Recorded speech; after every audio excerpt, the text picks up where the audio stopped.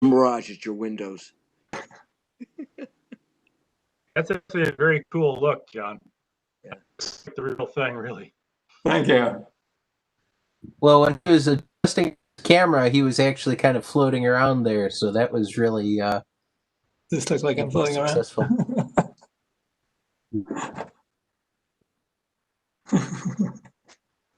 All right, we are live on YouTube. Live? Good. Everybody give Bob Tremblay a hand for the wonderful work he did in virtual astronomy as a speaker. He did a phenomenal job. I want that on the live stream. And to David Levy, our speaker, who gave a great talk. Our president, Diane Hall, who also gave a great talk. Ken Burton, and then Jim Shedlowski, and anyone that I missed. Great job. Thank you, Adrian. Thank you. It was a great experience.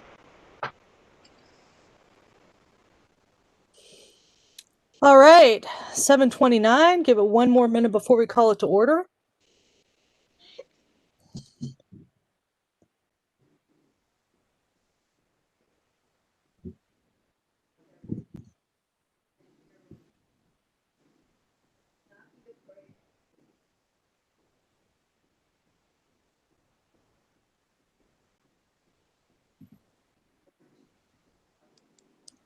I like Riyadh's look out there at Stargate. Yeah, Riyadh's out at Stargate, and Riyadh has also managed to conjure the sun up from beyond the horizon. Doug and Riyadh, I'm going to need to learn how to do that the next time I forget to rake the leaves before it gets dark. All right, it is 7:30 p.m. Jokes aside, let's call this meeting of the Warren Astronomical Society to order. I am Diane Hall, president for this year, and I'd like to kick things off with the presidential report because we have some very high priority things that require the involvement of you, the members. Okay, that was a little creepy. So first off, we have elections for the board positions next month. We traditionally do those at the November Cranbrook meeting. That is 1 month from now. And we have a nominating committee that assembled tonight during the pre-meeting. Dale Parton, our current first vice president, is the chair of it. Ken Burton, our indefatigable election runner, is assisting. And we can have, by the bylaws, up to 3 people on that committee. If you are interested in being part of the nominating committee, which means talking to, vetting, make sure they paid their dues, potential candidates for office, please contact Dale with the CC to Ken. And if you are interested in running for office and wish to be added to a slate, because Ken always likes to have the slides in order in advance, please contact Dale with the CC to Ken so that you have your name in the hat. So repeat, if you are interested in being the 3rd person on the nominating committee or being part of the board, which is president, vice president, secretary, treasurer, publications chair, outreach chair, please talk to Dale and Ken. You can email them. Dale's vice presidential email is up there on the website if you have any questions. Second, it is time to assemble the Wasp calendar. I know from Facebook that many of you have magnificent pictures this year. In fact, we could probably put together a calendar consisting of nothing but Comet Neowise pictures, but we're not going to do that, or at least I don't anticipate we will. But we have a calendar committee of which Jonathan, our publications director, is the chairperson and sitting officer. If you wish to join the calendar committee to go through submissions and sort out what we want as the 12 images plus cover image for the 2021 WASP calendar, email Jonathan. If you have pictures, also bring them to Jonathan's attention so we can get them in front of the calendar committee and sort out what we're going to publish. Finally, we've got Good news in that the board tonight voted on the Paul Strong Scholarship, which we traditionally award to a science or engineering candidate at Macomb Community College South Campus. We've done this for quite a few years now. And the winning student, Victoria Van Valkenburg, will be receiving the $500 scholarship. That should cover books. Victoria has quite a nice CV. We had a subcommittee of Jonathan, Dale, and Bob go through the 40 nominees that the school presented to us, and we winnowed it down to 3 selections and voted tonight. Dale, Bob, Jonathan, would any of you like to speak to Victoria's merits just in brief so everybody knows to whom the scholarship is being awarded and why? So I have the spreadsheet open here. Victoria got out of the Marine Corps in December. She is planning to go into engineering. She cares about the future of the planet, so her goal is to get an associate's at Macomb and then continue on to the University of Michigan in environmental engineering. She's considering a minor in mechanical engineering as well, and she's saving her GI Bill money to help finish her bachelor's and start a master's degree. When she was enlisted, she did a lot of volunteering in community service, and she has a financial need for the money, and she has a grade point average of well above our threshold. So we had 40 candidates, and it was a hard decision, but we kind of individually voted and then saw where we overlapped, and we all had her at the top of our lists. So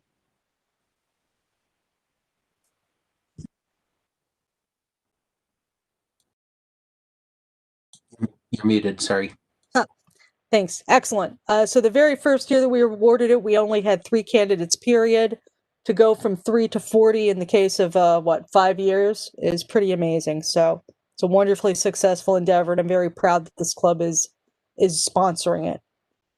Speaking of nominations, it is time for the board to vote in secret on the Distinguished Service Awards. The board will be considering candidates for the awards that are traditionally handed out at the banquet, which of course this year will be a virtual banquet. But the awards will be very real. And so if you have a club member in mind, we prefer it not be a sitting officer. So a member of the club at large that fulfills the criteria for one of our Distinguished Service Awards. We have the Bob Watt Award, which is awarded to those with a hands-on focus. For instance, like we've one of our initial awardees was Mark Kedzier for the telescopes that Loner Telescope program that he pioneered at several libraries here in the metro area, which included extensive alterations to every telescope. We have the Blaine Mccullough Award, often given out to newcomers who, with enthusiasm and a passion for outreach, make the club a more fun and welcoming place. We have the Kalinowski Award, which is given to people who have made themselves part of the infrastructure of the club in a more, long-term sense. People that if they happen to up and move to the other side of the world, you think, how can the club get by without them? And finally, we have the Searles Award, which is the highest award that the club has to offer. It is only given when it is believed to be merited, so it's not given every single year. And that is for people who have basically made the club their life's purpose. You might say that they're married to the club. So those are the categories. And if somebody's rendering exceptional service to the club in a way that doesn't fit any of those 4 categories, we do offer other Distinguished Service Awards for just exceptional service that doesn't fit one of those boxes. So, all of you out there in TV land, if you can think of somebody who deserves such, let the board know and we will put them up for consideration, because we want this banquet to be as fun as a remote banquet can possibly be. Speaking of the banquet, it will be remote this year, but the prizes and the awards will be very real. I will be giving a brief presentation. We have a bang-up speaker lined up, but if you would like to contribute to the festivities, song, dance, jokes, actually funny jokes, please no puns. Puns aren't jokes. Any sort of other thing that can take the place of our traditional piano music and or Jim Shidlowski music, let us know, because we would like this banquet to be as memorable as it can be. Sorry we can't provide food, but our publications director did talk about shipping frozen pizza to everybody's house. I think we have to table that motion. We'll get back to that in November. All right. So that was. What is the date of the banquet? What is the date for the banquet? I'm blanking on the first week of December. Dale? I don't have my calendar in front of me. Give me a minute and I'll find it. It's the first Thursday of December, whatever that is. Whatever that is. I don't remember. December 3rd. No. No. Wait. Actually, I'm going to go check the printed calendar. Yes, please please cross-reference the printed calendar. I can't think past November as it is, because Well, the first Thursday is December 3rd, if that's what the date is. But we have often had it on the first Thursday that's after a Cranbrook meeting, and then in that case it would be December 10th and not December 3rd. Yes. Correct, the 10th. Sorry about that. Since we haven't had to book a banquet hall, it's been a bit different this year. All right. So mark your calendars. Reminders will go out as normal, but do let us know if you wish to contribute to the entertainment for the night. All right. I will now pass that baton over to Dale Parton. Okay. Thank you, Diane. Our next meeting is on Thursday, October 15th. The speaker will be Dr. Patricia Ann Strait, or Strat, I'm not sure how she says it. She was one of the principal investigators of a NASA Viking mission to Mars back in 1976. That was the first spacecraft to ever successfully land on Mars. She was co-experimenter of what's called the labeled release experiment, life detection experiment, to try to actually detect microbial life on Mars. I'll let her tell that story. Her topic will be, is there life on Mars? Then on Monday, November 2nd, Jenny Pons will give a presentation. This is close to Halloween, of course. Her presentation is entitled Space Ghosts. While we usually have also a short presentation on the first Monday's meeting, that will be the meeting where we have election of officers. So we will not have a short presentation then. Back to you, Diane. All right, thank you. And if you are interested in giving a short presentation or a long presentation or a medium presentation that we can somehow make a anthology presentation, reach out to Dale. By all means, thank you. And Riyadh, what's going on with Stargate? You appear to be beaming in from the scene, even though we know that is not possible.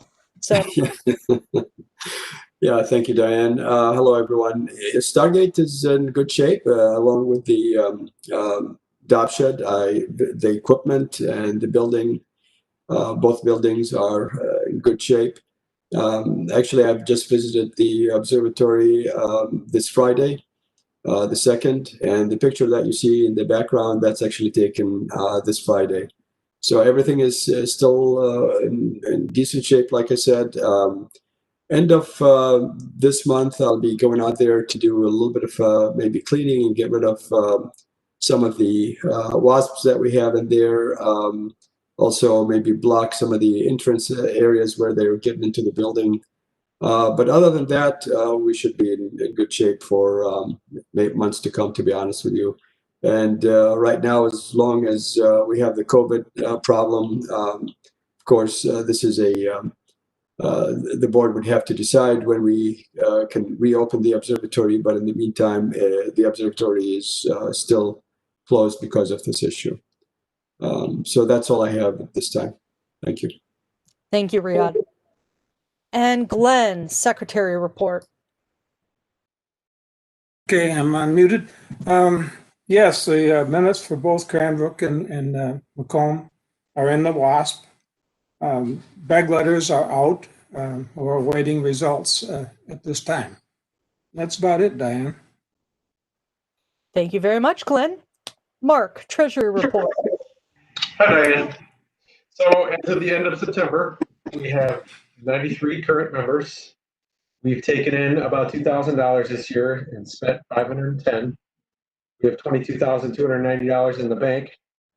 And between cash and checks, we have a total of $23,000 at the end of the month.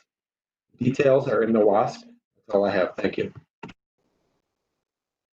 Thank you very much, Mark. And Outreach, plus Astronomy at the Beach.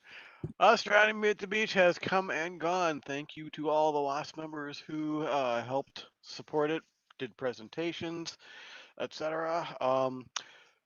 It was a lot of fun. Behind the scenes, things that nobody else saw. Jeff Copemanus and Adrian and I were having.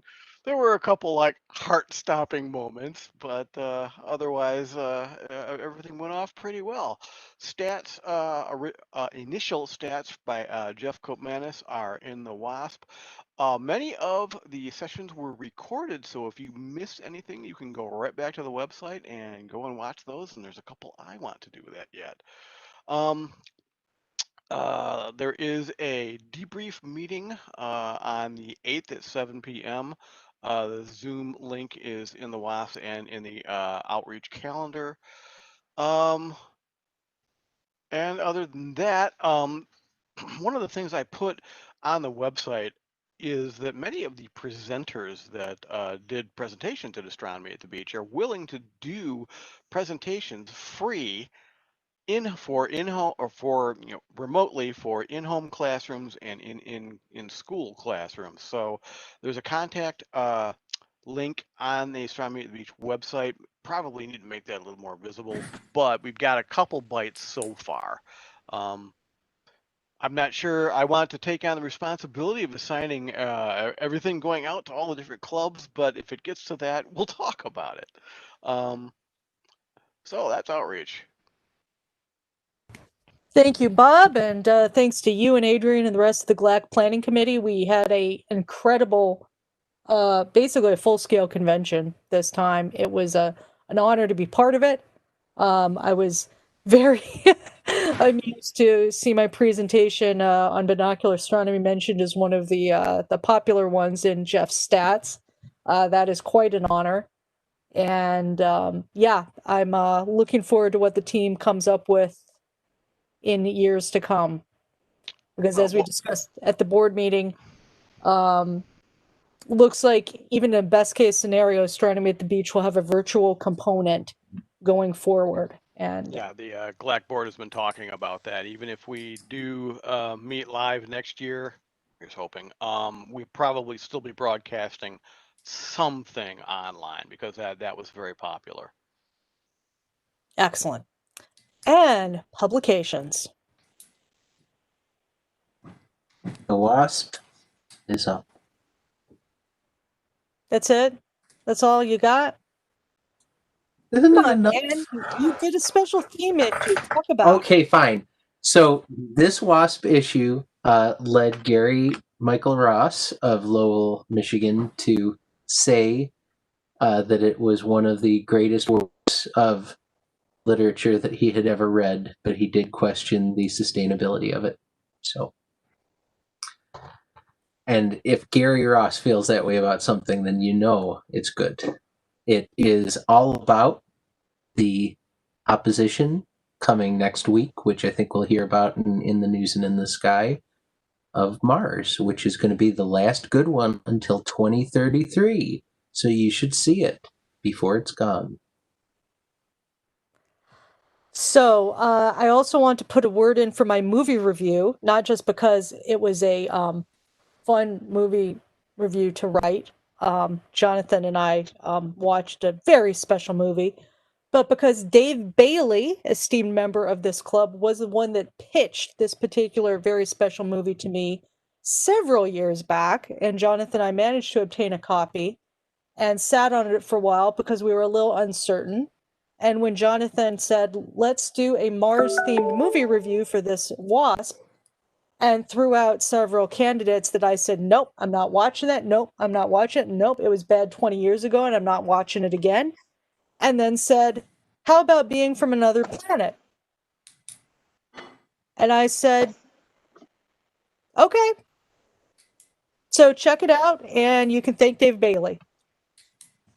Diane is a terrific writer on those movie reviews. So if any of you here are not reading Diane's great reviews every month in the Wasp, you're missing out. Well, it doesn't matter if you see the movie, just reading her writing is worth it. Aw, thank you, John. I have fun with it. Diane, what movie was that? It's called Being from Another Planet. It's a Mars-inspired movie filmed here in Marine City, Michigan. Thank you. It is unique. Several times during the movie, Diane and I looked at each other and said, Dave Bailey wrote this, didn't he? Yeah, there's one scene, it's like he had to have been the script doctor. Anyway, that was fun. So hopefully we'll have a theme of the Wasp sometime next year because the Mars themed one was great. All right. Subgroup reports. I don't see Solar Marty on here, but Ken volunteered to show us just how boring the sun is right now. Fire it up, Ken.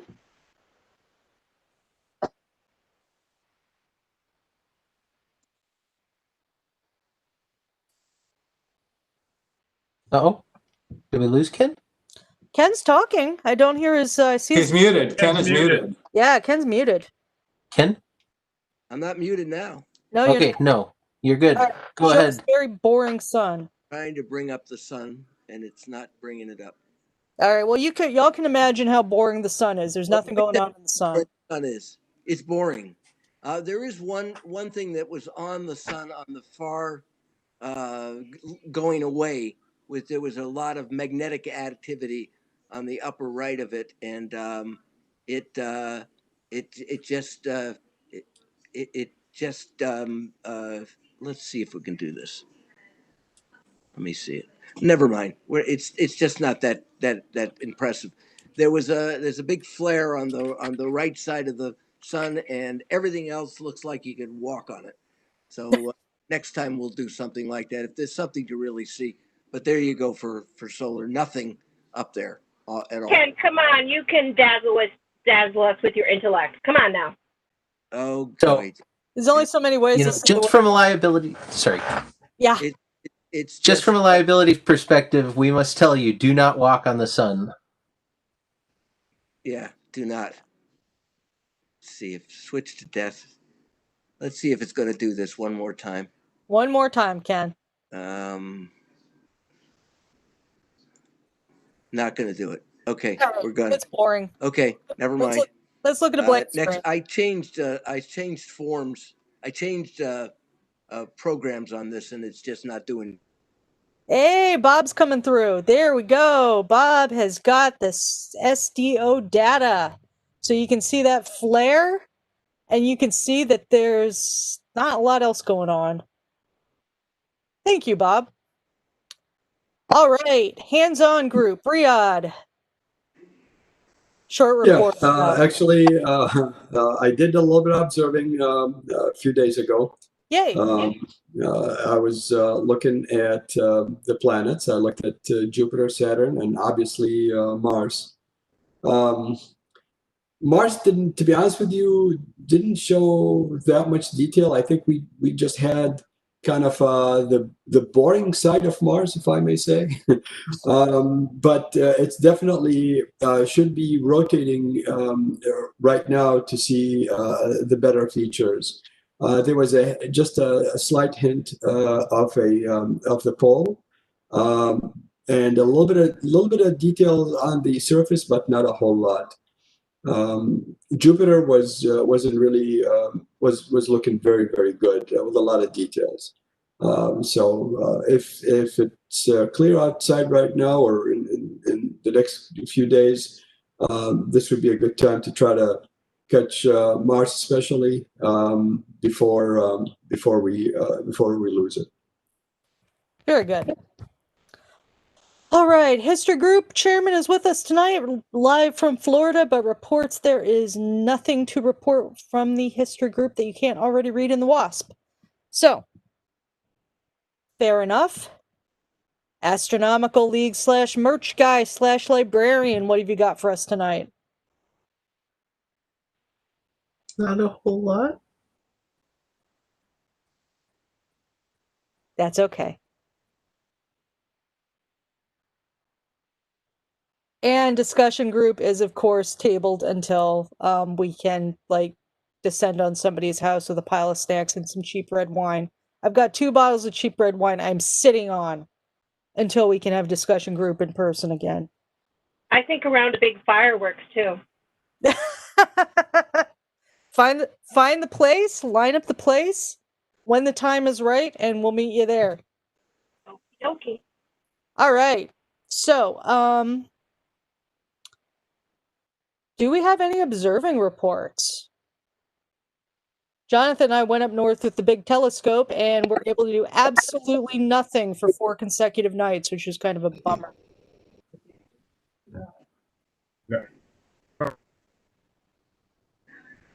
I got a couple of things.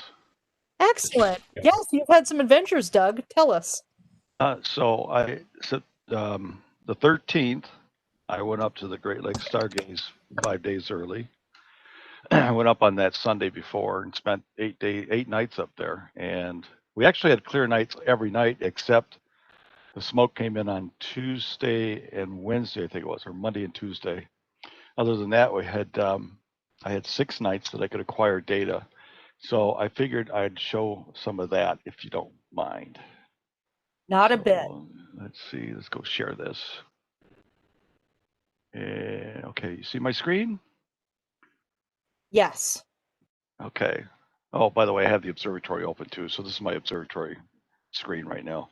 Anyhow, I'll just go through these real quick. I had 7 objects. 2 of them I processed a little different, or one of them I processed a little different just to pull a little bit of better core out of the iris there. But this is the Cocoon Nebula, which I actually put in the newsletter. And this was on the last night, Sunday the 20th? Yeah, the 20th. That night I ran this all night long on this one. I took my imaging system up there with me. So that was kind of fun to do. And then this is the Iris Nebula, the full view. And then this was another processing of it just in the core area.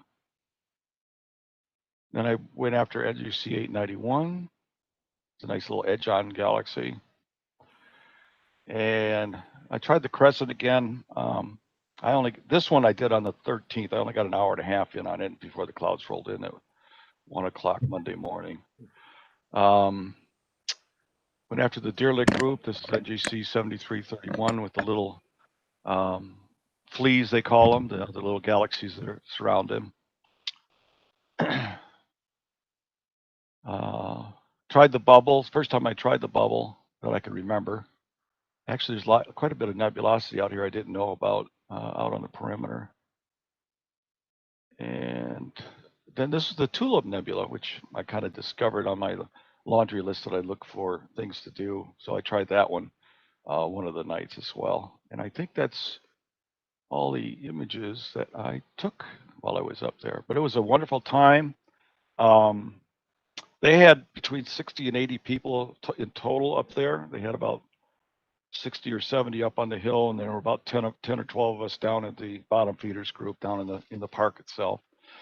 And that was a lot of fun. I had a good time doing that. And I think that's my report.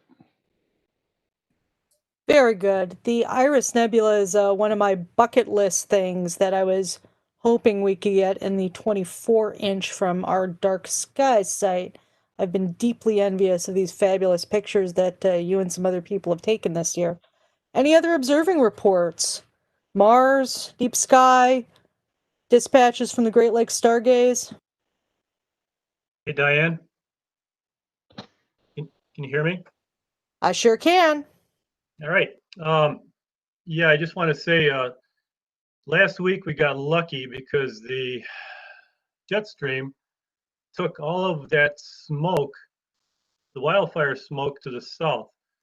So last week was very clear here in Michigan. Actually, the week of the stargaze, later in the week, it cleared up too, but there was still a thin layer up there that I noticed. But right now it's pretty clear, and it's supposed to, I just looked at the smoke map, and anybody looking at the planets could still get an opportunity. The smoke's starting to roll back in, so it should be here early in the morning. But anyway, if you want to get your camera out, your DSLR, and take some pictures of the planets, and Mars will be up later in the evening, it's a great time to do it. So let's hope that the jet stream brings that smoke back south out of our state here, because it's starting to roll in pretty good according to smoke maps. That's all I have.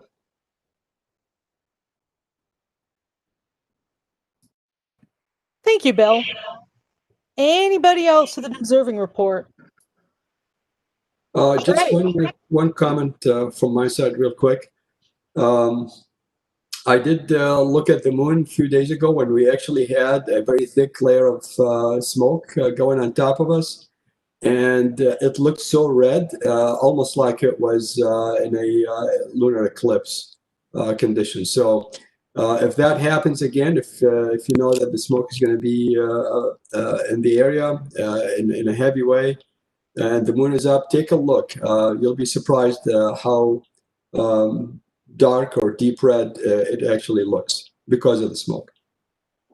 Yes. I'll second that, Riyadh. We saw the first quarter moon, and it looked like something out of a Halloween movie. It was just so reddish orange. It was hard to believe. And well up into the sky, almost a third of the way across the sky, and still so red and so dark. Yeah, you should be able to see that again tonight because that smoke is coming right at us. Yes, they've got a gigafire burning on the West Coast that's going to be, the effects will be felt, sadly. On a happier note, we're doing things a little bit differently tonight because we have a short presentation that's going on a bit earlier than normal.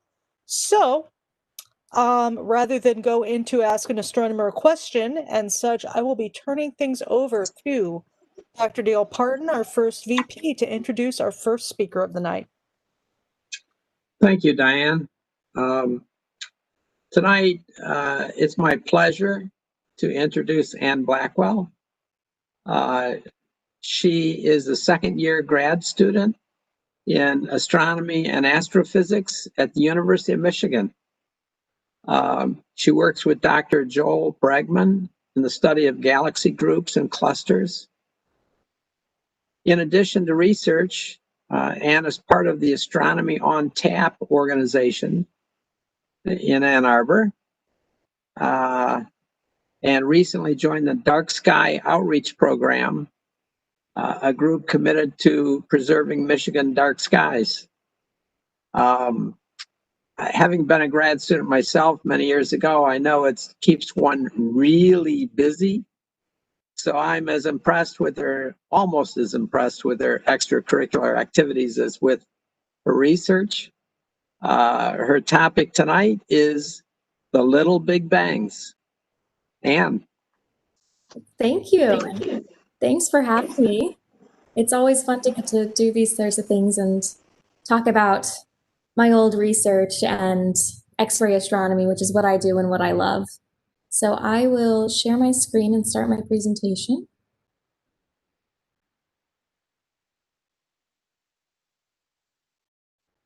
All right. Let's see. Okay, great. Looks like you can all see everything. So yeah, my presentation title is The Little Big Bangs.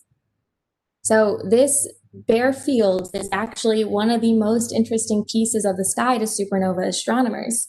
In early November 1572, famous astronomer Tycho Brahe and many others watched this piece of sky become the brightest in the entire sky, and it reached a magnitude of about -4, which is visible during the day. But what they didn't know is that they were watching one of the largest and strongest explosions in the entire universe. And if I was presenting this in person, I'd ask all of you, can you see it? And you'd all look at me like I was crazy and who let her talk here? But the caveat to that is this is a visible light image. And so, of course, you're not going to be able to see anything in X-rays. But if we happen to have a pair of glasses that you could put on and view this piece of sky or the entire sky in X-rays, it would look a little different. So the next image I'm going to show you is the exact same field of sky, same size, same scale, everything, but just in X-rays. And this is what you would see. So this is Tycho's supernova remnant, and it's only visible in the X-rays. And here I'll overlay it with the stars in the background to prove that it is the same image. And immediately you can see why it's beneficial for astronomers to use other wavelengths to study the sky. We can illuminate so many more structures in the sky that would not otherwise be seen. And in this snapshot, Tycho's supernova remnant is about 0.2 degrees across, which if you hold out your pinky and then hold it at arm's length, your pinky covers a degree in the sky. So you could fit 5 of these across the sky, and it's about half the size of a full moon, which is pretty large. And this supernova remnant in particular is pretty young, and it's continually evolving and changing. And so Chandra observed it for a 15-year period, and the gas is still moving outwards at an alarmingly fast rate, so we can see its evolution.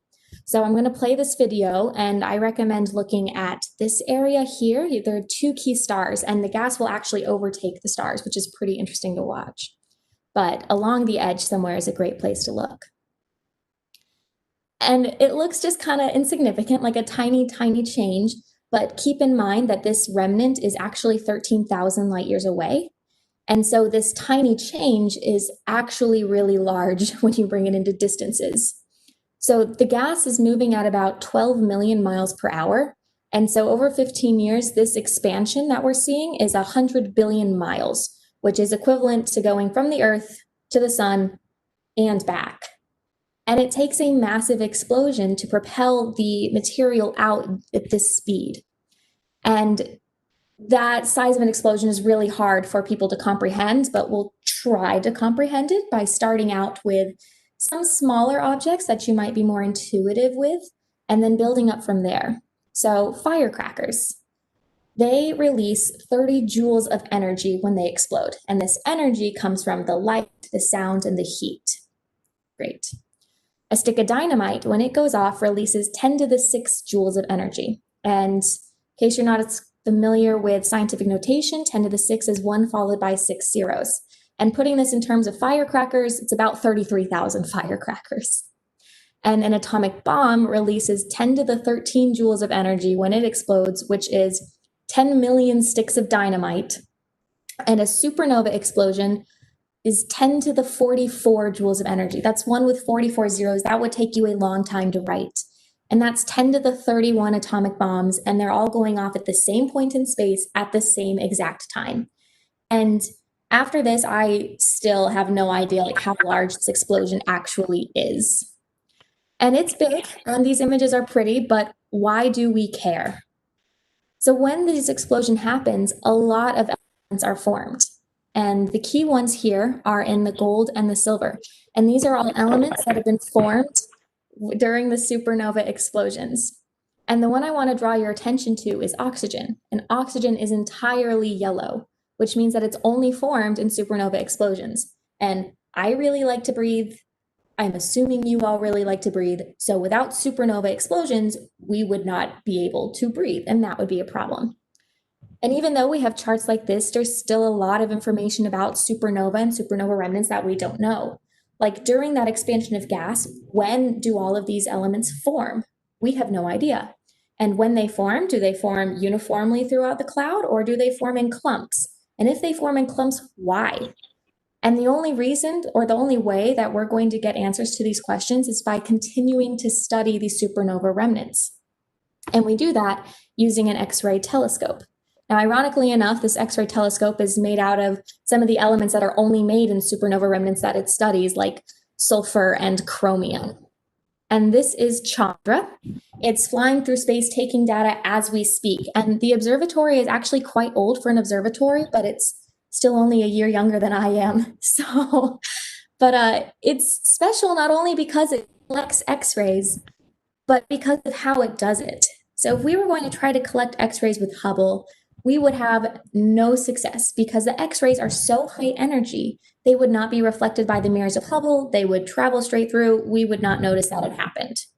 So instead, we have to come up with this new clever system to ever so slightly redirect the X-ray photons to hit the CCD at the back. So I'm going to show you a movie in a second, but in general, the X-rays come through this front piece, and then there are lots of interlaced, like cylinders that are placed one outside of the other throughout this 16-foot back end, and then they're directed into the CCD. So this is the movie. We have the X-ray photons flying into Chandra, and then you'll see the cylinders placed one inside the other, and they just slowly reflect the X-ray photons. So they get redirected into that back CCD. Oh, sure. All right, so now let's take our own data. And this is our happy X-ray photon. And we're going to make it something a little more intuitive, which for me at least is an M&M. I have some that I'll be having for dessert.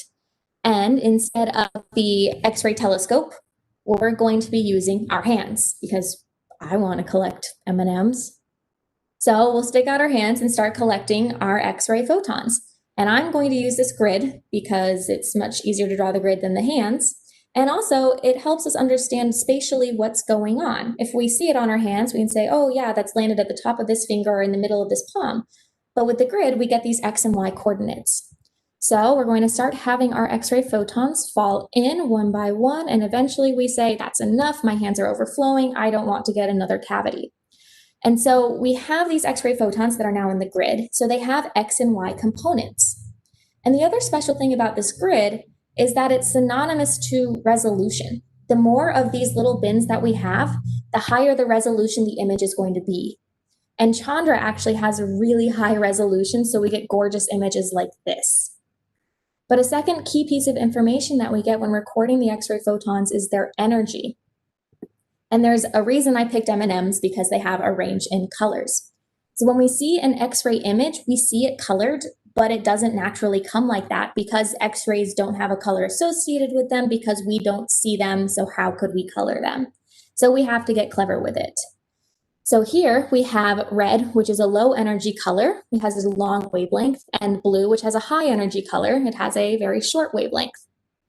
And we can intuitively assign these colors to energies. And X-ray photons have energies, so we can start to assign colors and get an intuitive understanding of what these objects in space might look like.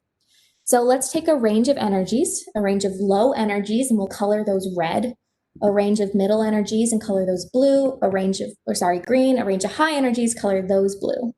And we can do this with programs, and it will associate the energy of the photon with the color that we pick. So we get a high energy, medium energy, and a low energy. And then typically what we're used to seeing is stacking these 3 images on top of each other to get an RGB image.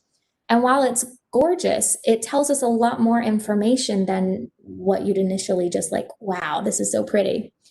And a key feature are these little tails out here on the end that are super low energy, really deep red. And then there's also this little bubble of blue. And this means there's a lot of high energy elements there, and that could either be the elements themselves that are higher energy, or the gas could be slightly hotter. And I have no idea which it is. The only way to figure it out would be to take a spectra and do some fitting and go from there. But of course, we don't have to associate these colors with the specific energy range. We can do it any way we like. And one way that X-ray astronomers really love to do is associate a color with a specific element. So that way you could literally create a map of where all the iron is, where all the oxygen is, and that's done pretty frequently. So in the last couple minutes, I'll just tell you a little bit about one project that I did in undergrad on a supernova remnant using X-rays. And this is DEM L71. It's located in the Large Magellanic Cloud, which is a satellite galaxy to our own. This is a counts image, which shows how many X-ray photons are collected per each bin, per each X and Y position. So to do this analysis, which is called median energy imaging, it was developed by my advisor, I want to lay another grid on top of that. And now I have a whole bunch of bins. And in each bin, I'm going to take all of the X-ray energies and line them up from lowest energy to highest energy and pick the one in the middle, which is the median. And then I associate colors with those new energies and plot that. And that's how we get the median energy image. And we pick median, which is the middle, over mean, or the average, because median is more resistant to outliers than the mean is. So if you were to compare these closely, you would start to see a couple of differences. And the key one I want to draw your attention to is this high energy line at the southeast edge of DEM L71. And when we first found this, we were like, oh, okay, yeah, it's just this piece of material out on the edge. And to be careful or be sure, I laid a line over it and made sure I had the coordinates correct and transferred between the images. And turns out it's not that. It's actually just above it in this dark area where it looks like there's no material at all. And so my goal for my senior undergraduate thesis was to figure out what the heck is this anomalous energy structure. And I unfortunately don't have time to tell you what it is or how I figured it out, but I did solve the problem, and it was a glorious thesis. And you're free to ask me questions about it if you're curious, but instead I'll leave you these beautiful photos and say that I've continued working with X-rays in grad school. I love them. They're so broad and various. You can study so many objects, and it's great to see the higher energy, the hotter parts of the universe. So thank you. Thank you, Anne. Do we have some questions? We've got to have some questions. That was great. Very nice. So I have a quick question. Yeah. Can you talk a little bit about the resolution capabilities in X-ray versus visible light or infrared? Because it isn't the resolution dependent to some degree on wavelength? In X-ray having a shorter wavelength, would you have more resolution capability with the same diameter collector imaging in X-ray versus visible or infrared? You know, I've never worked with any other wavelength than X-rays, so I don't have a very great answer for you. It does have to do a lot with the CCDs that they're using and the detectors there. I know in general, because of how we've developed as a species and just kind of where we started off with our science first, we do have higher resolution in terms of visible light because that's the easiest to motivate people to get to study. But with X-rays, with Chandra especially, we have insane resolution with our photos. But there is a trade-off because with resolution, we could be talking about in the images themselves or with spectra. And there's another X-ray telescope called XMM Newton, which I also use, which has a terrible spatial resolution, but an amazing energy resolution. So we can get these gorgeous spectra, but not the greatest photos. Can you tell us what materials they use to make X-rays reflect or to image? All I know is they use chromium and strontium, I believe, Okay. and iridium. Okay, interesting. Jim has a question. He's raising his hand.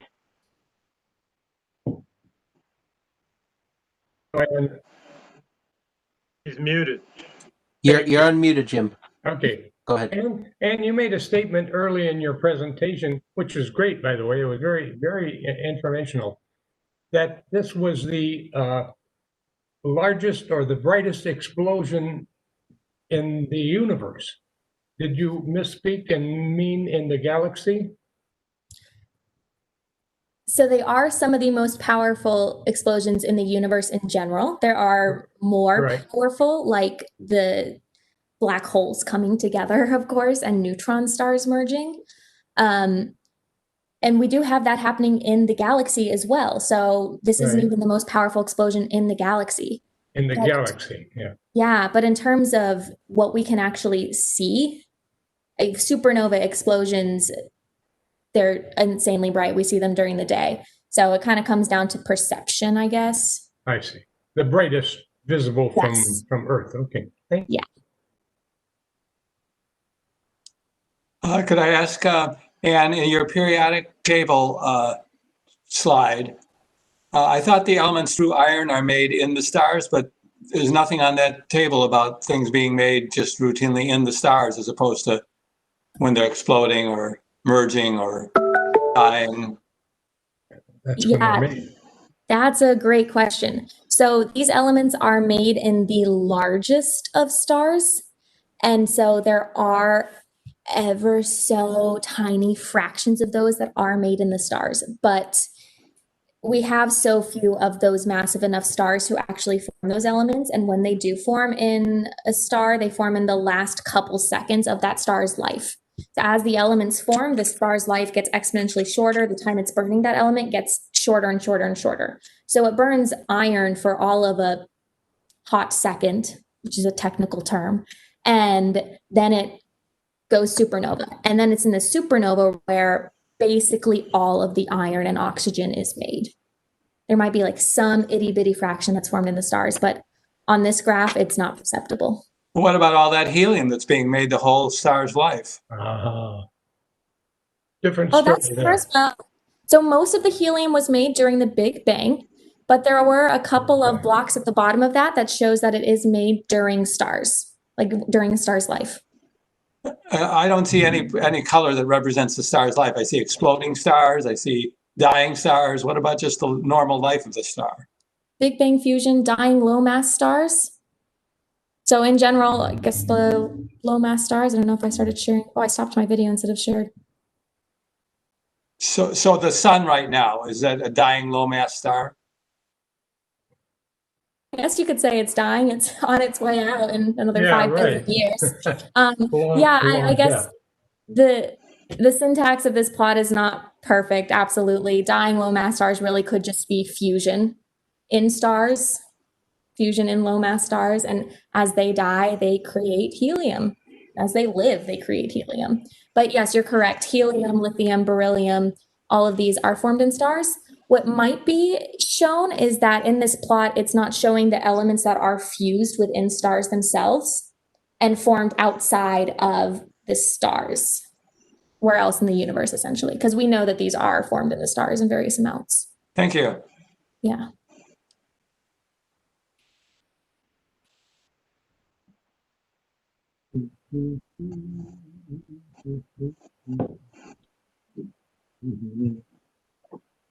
Just a comment on John's question, though. Almost all of the helium was made in the Big Bang, John. All of the other stars are making helium during their entire lives, but virtually all of it was made during the Big Bang. It's very interesting. I didn't realize that. I assumed that very little was made in the Big Bang, and it was mostly being made by stars like our sun as they're constantly living and making helium. So very interesting for me to learn that that's not what's happening.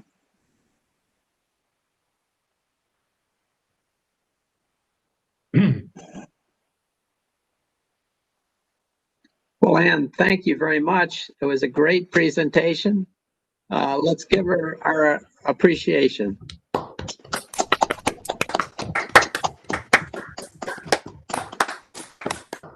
All right. Yes, that was fabulous. I only regret that I'm not at the Ann Arbor Pizza House with some of their excellent food and chow.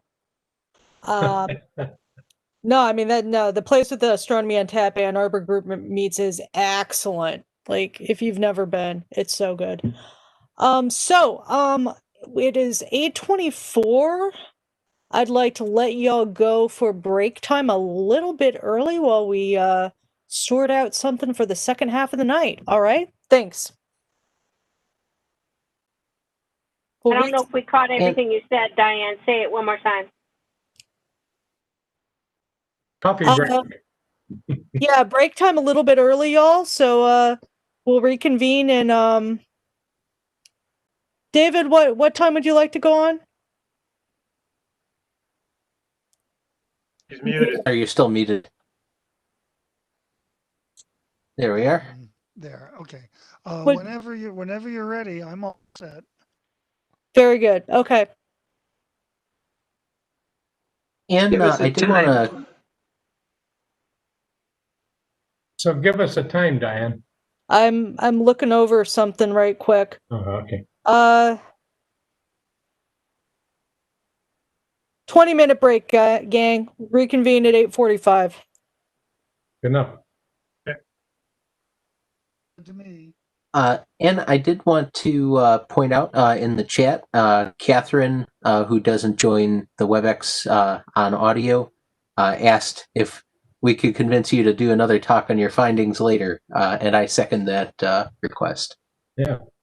Yeah, I absolutely can. I also still do X-rays now, and I could blow it up into what I do now, which is like, I don't know if you've ever heard about the search for the missing baryons. And we have this problem with not understanding where all the metal in the universe has actually come from.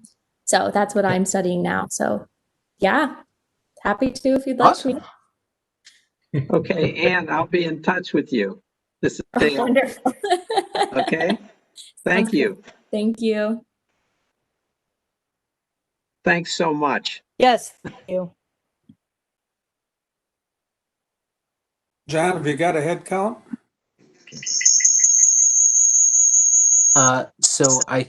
We have 14 on YouTube right now, although the YouTube numbers have been kind of strange, so we're up to 40 total. Okay.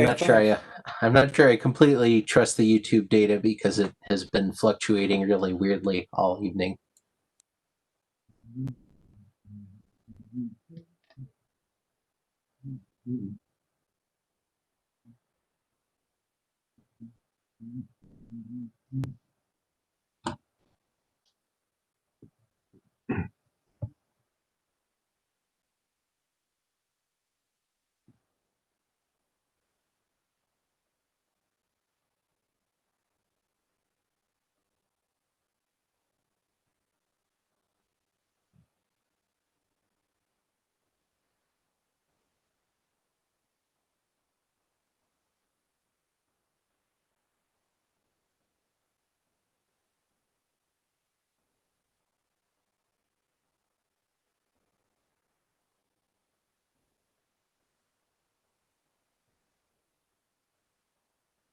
So Ken, I got two pictures of you up here.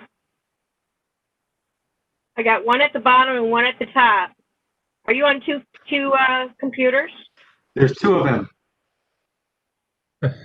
You're muted. I was having trouble with the sound on this one. And Okay. And I had to go to the other one. I thought maybe you got that magic of bilocation. Yeah. It's getting me pretty crazy. He's Schrodinger's cat. I know. Hold on. Damn. Now about that? Is that better?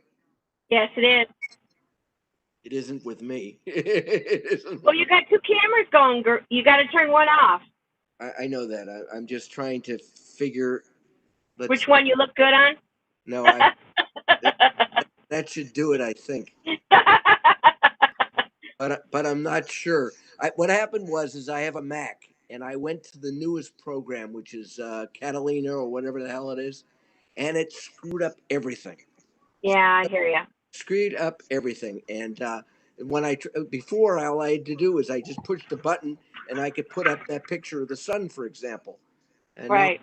Now I can't. I can do it on my other computer, which has a monitor, but I can't do this one. So I don't have a clue as to what I'm doing. I'm just completely at sea. I'm a much better astronomer than I am a computer user, I guess. So are you still reffing? I am. I'm reffing high school now, and it's the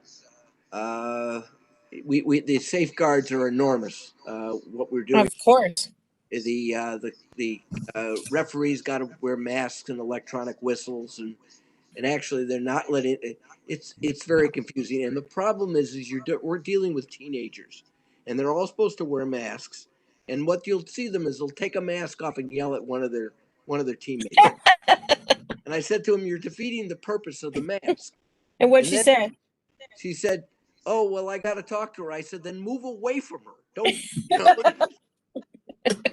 then they had the other thing that happened. We had another guy, another official that didn't want it. He wanted to use his whistle without the mask. And I said, that's not 6 feet of separation. That's 40 feet, you know? And it was just this continuum of dealing with the state. The state can't dictate. They can tell you what they suggest, you know? Yes? Right. But it was terrible. Anyway, but we'll get there. I'm doing virtual teaching right now. It's been really interesting. I got to tell you, by the 5th week now, though, things are settling a little more and parents are a little more involved. And every now and then we see somebody walking through the kitchen in their buff. I get it. I just don't get it. By the way, I'm going to show the people that are online that want to see it right now. I'm going to do this just by my iPad. This is the magnetic picture of the sun right now. Yeah, I see it. I see it. Nothing is going on there at all. Yeah. And this is the picture. Let me do this one. This is the one I was trying. This is the thing I was trying to show everybody before. Right. Let me see if I can get this to do that. Yes. This is that little storm. Oh yeah, yeah. That's up on the right side, and that was a fairly active sunspot.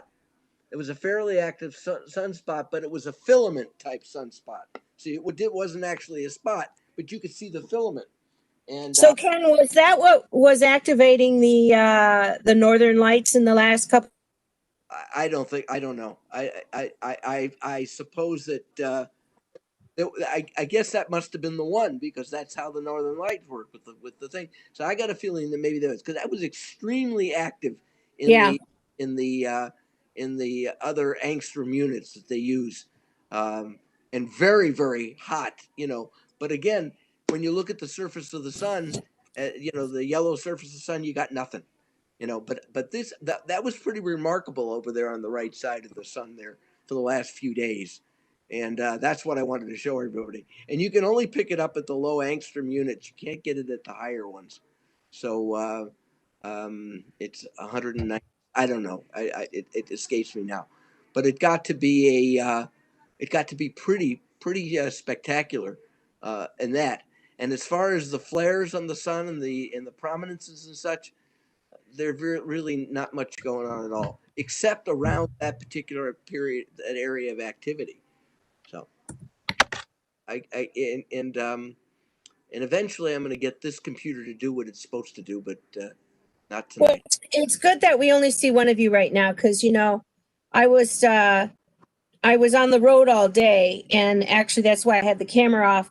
I flew in here at 7:00, 7:15, trying to bring in my baggage and turn on the heat and everything,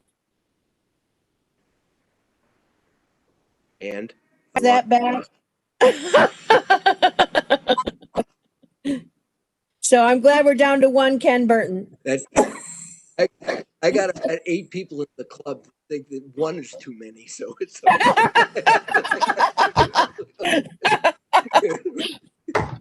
I can Well, we had our laugh. I forgive them. It's okay. Sometimes I can hard on everybody. I know that. I'm Oh, Ken, we know you. We've known you a long time. I try and be gentle, but I can't be. I just can't be gentle. Yeah. Well, there's only one. Gentle on the athletic field. I am very gentle with the kids. The kids are like my grandchildren, so I treat them. And everything that I've complained to the Michigan High School Association and to all these other things that'll hear me is about the protection of those kids. Sure. That's the deal for me. The rest of the stuff doesn't matter. And they say, well, you're not going to get sick. That's famous last words. Yeah, I know. That's exactly what famous last words. Now I just got this thing, report problem of Safari. It says okay or quit. What do I do? Or reopen? I would restart. I'll say reopen. Okay. I must be on Google. That's probably why that all right. Yeah, that's what it is. It looks like Safari shut down. It's just doing these extra little things, that are just what are you doing? So. It's called a smart computer. Well, let me tell you something. I've told everybody that I have a legitimate dislike for computers. You see, I believe when I was in the Army, I've told people this, that we used to have what is known as a time wasted log. And the time wasted log was when they would wake us up at 4 o'clock in the morning to go to the shooting range when the sun rose at 8 o'clock in the morning. So we wrote down these things called time wasted. And we had a time wasted log for the entire training period. It was at Fort Gordon, Georgia. I have transferred that now to telephones and computers, because how many times do you get on the telephone with a company and they say, and you hear this recording, please listen carefully because our options have changed. How many times have you heard that? And then they give you 12 choices, of which many times none of the choices are the ones that they're giving you, right? Or they'll get you a certain set and they'll say, that's not my department. I'm going to switch you over to this other department. They switch you over to the other department and they said, explain it. And you have to explain it all over again. Things that used to take 2 minutes to do now take, all right, without question. And things on the computer will stop, and then you'll say, why did it stop? And then there'll be some little thing that'll come and it gets you crazy. It really does. The other day I was talking to Comcast. And it took me, I had to ask them a question on a billing question that I went to billing and it said all of our people because of COVID are, tied up and we'll get back to you in 48 hours. I said, you're going to get back to me in 48 hours. My problem is now, No, they can't figure that out. Anyway, so. Well, good luck, Ken. I know it's a pain, but well, part of it's age too. You know that, right? Of course, I understand that. Age is only a number, although it's getting to be a big one. But that's okay. We're numbering in the stars right now. Yeah. Well, I told my wife that at 10 o'clock tonight we're going to go out and take a look at Mars. So cool. I can't tell you how many people ask me what's setting in the morning. Well, yeah, right. There you go. And they're all, what's that planet setting with the moon? Is. And I think that's pretty cool because they know it's a planet. Yeah. By the way, my anniversary is on the 8th. 48 years with the same. Is that right? Yeah. So are you going to have a virtual party at 50? Yeah, we're gonna go out for dinner in the backyard. So. All right. Well. But I had an argument with her the other day, and she told me I was right, and I didn't know what to do. Okay, you got me there. Okay, I'm going to mute now. Talk to you later.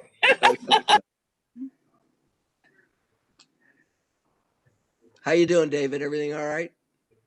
Yeah, I'm doing fine. I'm all set to go whenever you guys are ready. I enjoyed the heck the other day of that of the poetry thing you did. I was just blown away by that. I didn't know that was your kind of your sideline. I mean, really not a sideline. Yeah. But I really got a terrific kick out of that. That was just a wonderful presentation. Well, thank you. I'm glad you enjoyed it. I Yeah, was it there fun to too. be I very there. much enjoyed it too. was very special. It was. So I'm looking forward to you tonight. It's good. Well, thanks. Thank you. You know, I talked to Eli a couple of days ago, by the way, Eli Mayer, and I said that I'd probably see you tonight, and he said send my regards. So Well, thank you. I appreciate that. Eli is sending you the regards. So that was cool. Thanks. He's quite a guy. You know, he spoke before our club a number of years ago at the banquet on the book that he wrote, and he's a fascinating guy, really is. Yeah. I will be speaking tonight about the book that I wrote. Well, you know, again, everybody seems to be writing books. Espinac just wrote one too, just recently. So, Yeah. you know, they're all hyping their books. But I must get one of every one of them. There's no. Yeah. Hello.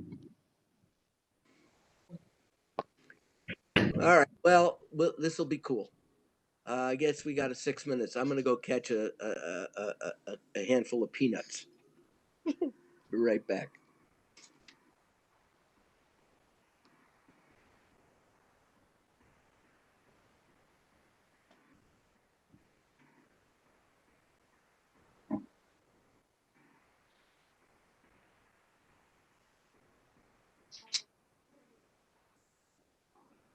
David, were you the one who also did that beautiful presentation in New Mexico? Well, I don't know. I've done presentations in New Mexico several times before. I don't know if they were beautiful or not, but Well, there was a presentation at Stargaze telescope. I think it was in New Mexico. I was so impressed. He had a observation set up, a whole little group set up. I was just it was so fascinating. That was Brian Odom. that was Dr. Brian Odom. Oh Yeah. my God, that was so fabulous. Yeah, Brian's stuff is amazing. At a normal astronomy at the beach, we'd be selling his photographs in a kiosk. But for this one, he was able to do the imaging. That was I was just so impressed, even when he talked about the telescope not being it had to cool down, and he forgot to cool it down, you know, because everything was remote, right? It was all remote. Yes. I was just amazed by that. I used to do a lot of remote stuff, but most of that has died on me. So right now I'm pretty much back to visual observing.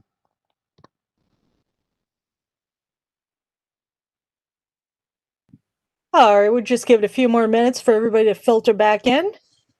And then I'll turn things over to Dr. Dale to introduce our featured speaker.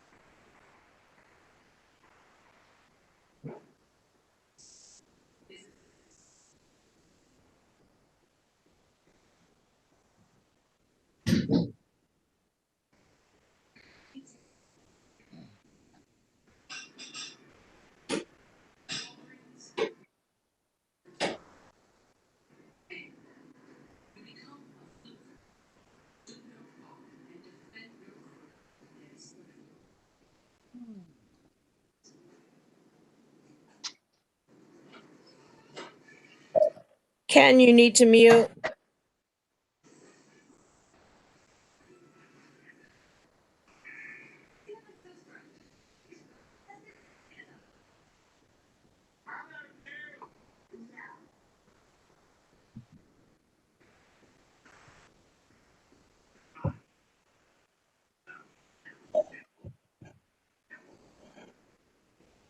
Jim, we keep hearing stuff from your mic. It would help if you muted.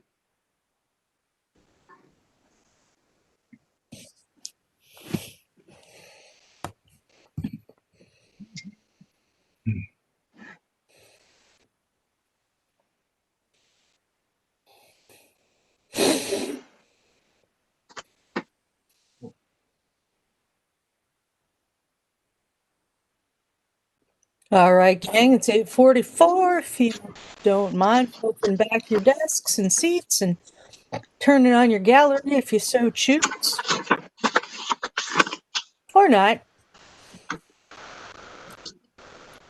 Probably some of you like me are on a Zoom or a WebEx or what have you all day long and you're sick of it. But we promise this will be worth it.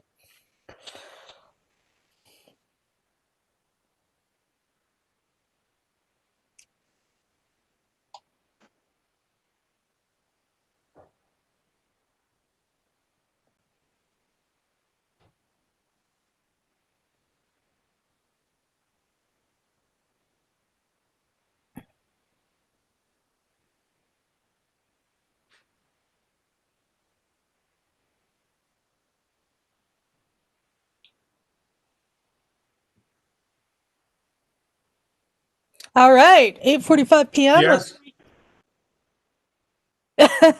Let's reconvene the meeting. As normal, I will hand things over to Dr. Dale Parton, our first vice president, to introduce the speaker for tonight's long presentation. Take it away, Dale. Thank you, Diane. So I'd like to introduce Dr. David Levy. David is a Canadian astronomer who famously, if you don't mind my saying so, co-discovered Comet Shoemaker-Levy 9, which collided with the planet Jupiter spectacularly back in 1994. In 2010, he did a Ph.D. at Jerusalem University in Israel in early modern English literature, a study of allusions to celestial events in Elizabethan and Jacobean writing during the period 1572 to 1620. That's quite a lengthy thesis title. Dr. Levy has discovered or co-discovered 22 comets, which is sort of 22 more than I have. He has written 34 books, which would be impressive in itself, mostly on astronomical topics. And he has written articles for Sky and Telescope Magazine, Parade Magazine, Sky News, and Astronomy Magazine, and the Wasp, most famously. Tonight, his topic is, he doesn't go for short titles. I've noticed this. His title is A Lyrid Meteor Shower, Getting Thrown Out of Dad's Will, and a Journey Through the Night Sky. David, you're on. Well, thank you very much. Can you all hear and see me? Good evening, all. Can I suggest that everyone Those else of you who mutes? are back now. Yeah. Let's all mute. Okay. Can you see me okay? We can. Everyone should be Okay, muted. good. I'm glad to hear that. Well, thank you very much. And that was a lovely introduction, except for one little thing. What you didn't say was that I have never taken a course in astronomy. I am legally not an astronomer at all. I have studied astronomy. I've written books about astronomy. I have observed the night sky, and I do that virtually every night.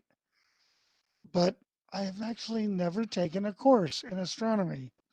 It's really very special as I begin tonight with the following quotation.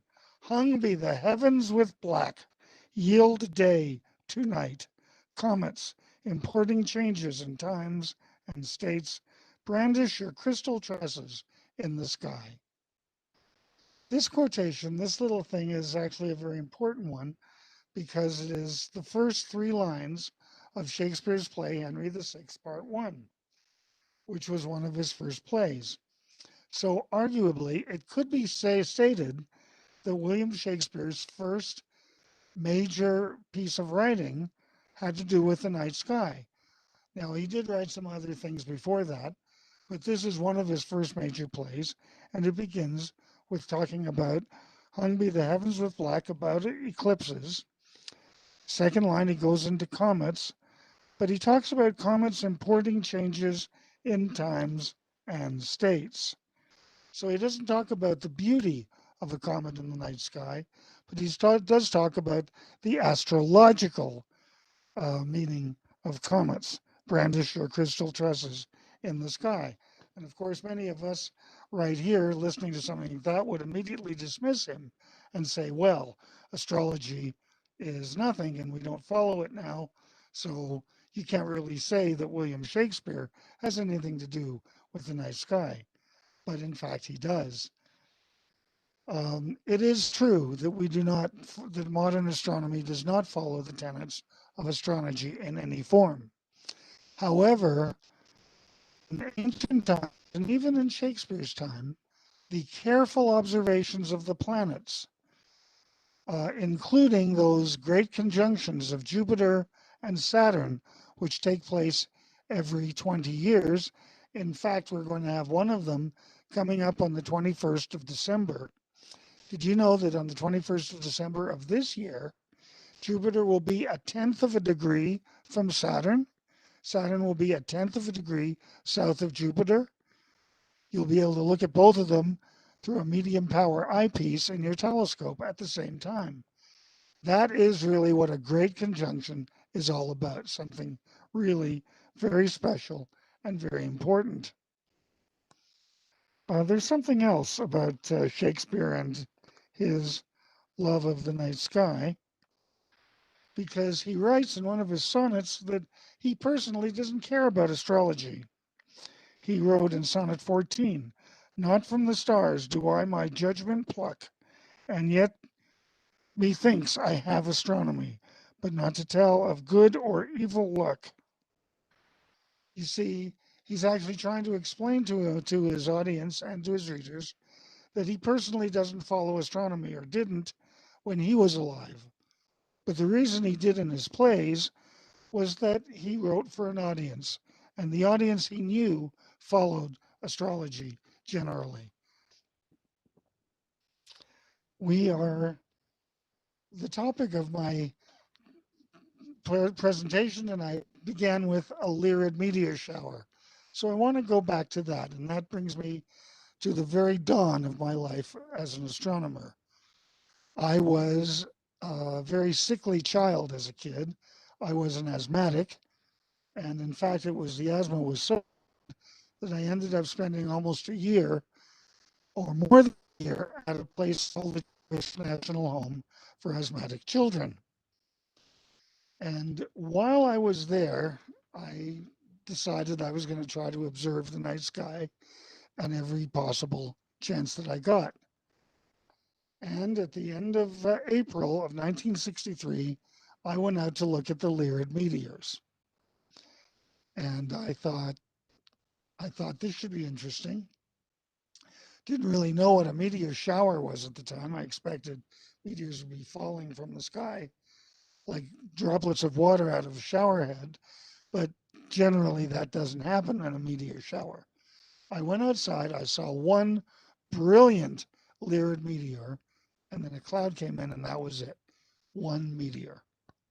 The next night, I went outside again, and the night after that, I went outside again. The second night was cloudy, and I think the third night, I didn't see anything. I remember writing in my diary at the time that this little experience that I've had with the Lyrid meteors was the most disappointing failure I have ever had in my life.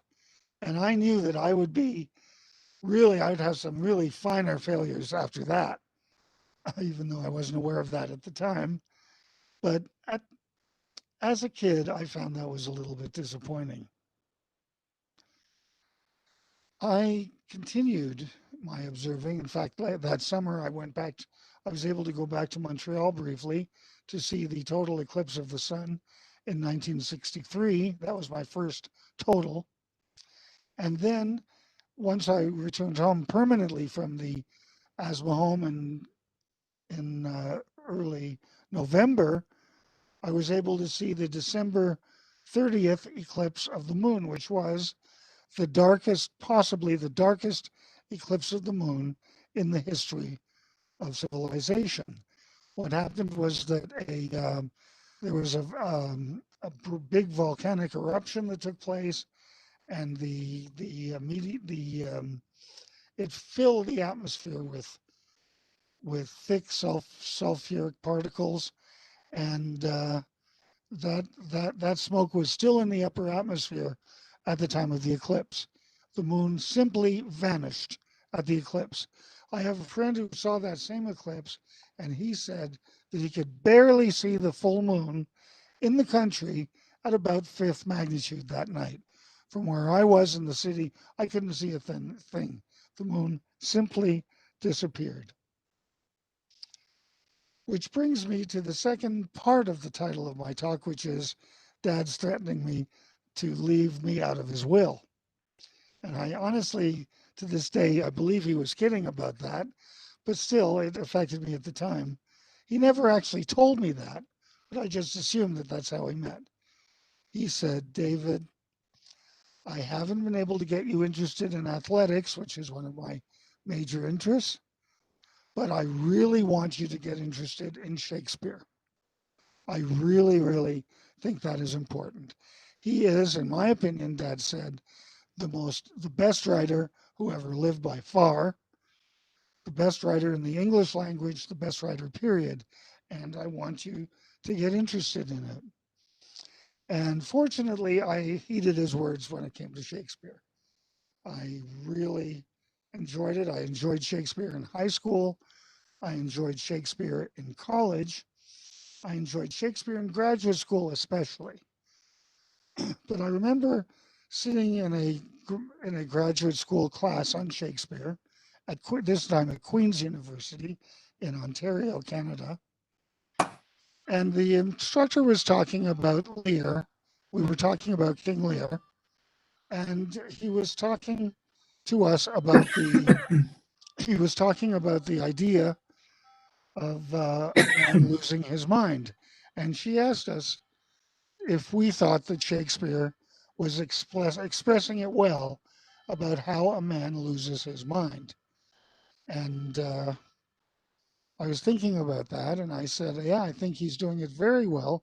In fact, I'm watching that happen right now with my own father, because about 2 years before that class, Dad started to show very advanced symptoms of Alzheimer's disease.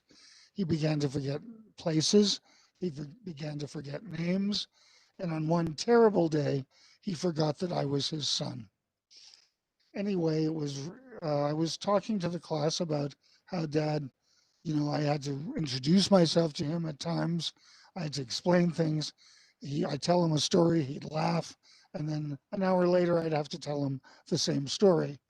And as I was telling this story, I noticed, I've been talking about my father, I noticed how everyone else in the class completely forgot about King Lear, including the instructor, and they were all intensely concentrating on my story about my father and about how he was struggling to stay alive, how he was struggling to enjoy his time left on Earth, not able to do anything.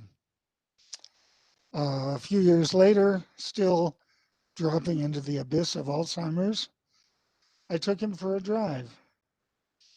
And he looked at me and he said, am I an idiot? And I said, as long as you're my dad, you are nowhere near an idiot. I told him that he had this dreadful disease called Alzheimer's and that his memory was going, but he was certainly not an idiot. And I certainly, the times when my father was a very successful lawyer, would set the courtroom laughing when they would ask him, what are you doing? When this was at a mock parliament at McGill, when they were asking, what is the Minister of Health doing about cancer research? And Dad said, well, I really do not know, but I can say that we're doing everything we can, sir. Anyway, we talked about that, and Dad looked at me, he said, you mean I have a disease? I'm not going nuts? I said, no, you have a disease. And for about 10 minutes, he was excited as anything that there was a medical explanation for why he was ill. We got back home, he told Mom about it, but didn't mean a whole lot because a few minutes later he'd forgotten about the whole thing. He was not able to retain his things. And going down to that sad day that I was, when he forgot that I was his son, he never forgot. There was one thing that he never forgot. It was something that he told me and the rest of our family back in 1960 when I was just starting out in life and in astronomy. He said that he had read a book called Cole of Spyglass Mountain. It was an extraordinary experience for him about how Joshua Cole, after being beaten by his own father and then sent away to boarding school, discovered that his teacher at boarding school was an amateur astronomer, particularly interested in variable stars. He enjoyed getting to know astronomy, and when he finally left the boarding school, he bought himself a small telescope. And he would go to railway depots, set it up and charge a penny or so to show people the stars as they waited for their trains. Years later, he inherited a whole bunch of money and with that money, he bought himself an observatory on what he called Spyglass Mountain. And one night on that observatory, he actually discovered evidence of life, intelligent life on Mars. And it was a major, major discovery. But at that very moment, the moment of his discovery, someone who's trying to steal his inheritance from him came into the observatory and started taking shots at him. The shots ricocheted around the dome. One of them actually hit Joshua and almost killed him, but it did not. They took him to his bed, and he was recovering. And suddenly someone came into his to the sick room and said, wait a minute, something's broke. He had all these newspapers that said, young American amateur astronomer beats all the professionals in discovering life on Mars. Is Mars a living planet? And Dad said, I'll never forget the last words of that book. He looked up and he said, and I remembered them and I'm going to tell you them right now. He said, first to report discovery, Cole of Spyglass Mountain, famous in a night. I've never forgotten that. And as Dad grew older and he began to forget things, he forgot an awful lot of things, especially recent things. But he never forgot Cole of Spyglass Mountain. And one day in his winter home in Florida, we were taking a walk by the beach, and I was looking at him and I'm thinking, I do not know this man. He doesn't know me. He's a complete stranger. I'm wasting my time. And Dad was going on about certain things. And then suddenly he looked at me. And you know when a light bulb is about ready to, and Jonathan just sent a message that you can all get Cole of Spyglass Mountain on the at the website of the Royal Astronomical Society of Canada, if you're interested in reading it. Anyway, and Jonathan echoes that. Thank you. Anyway, he's looking up into space, and he suddenly looks at me, and it says, interesting as an expression as I've ever seen from him. He said, David, did you ever find me a copy of Cole of Spyglass Mountain? I've always wanted to read it again. And I was a little embarrassed because I looked at this man who suddenly remembered he was my father, remembered the story of Cole of Spyglass Mountain, and he said he wanted to know if I had found him a copy. I had to tell him I hadn't found one. And he started laughing. He said, well, it really wouldn't matter anyway now, because I can't read anymore anyway. And we had a good laugh over that, and then it was all forgotten. But I always think now, as my father has been now deceased for maybe almost 40 years, and I'm actually getting over it. I only think about him every hour instead of every minute of every day, but I am beginning to get over it. But I really do miss him and the gentle wisdom that he had as my dad for all those years. And now we get to the final part. I enjoyed Shakespeare in graduate school, and then I decided that I might decide eventually to do a doctorate also on Shakespeare. And the thought came into my head, and I said, oh no, I don't want to do another degree again. So I put it away. Then every 5 years or so, the idea came out again. I started discovering comets. The idea came up again. I would squash it. I co-discovered Comet Shoemaker Levy 9. The idea came up again, and I squashed it. Wendy and I were married in 1997. And in 1999 or so, the idea came up again.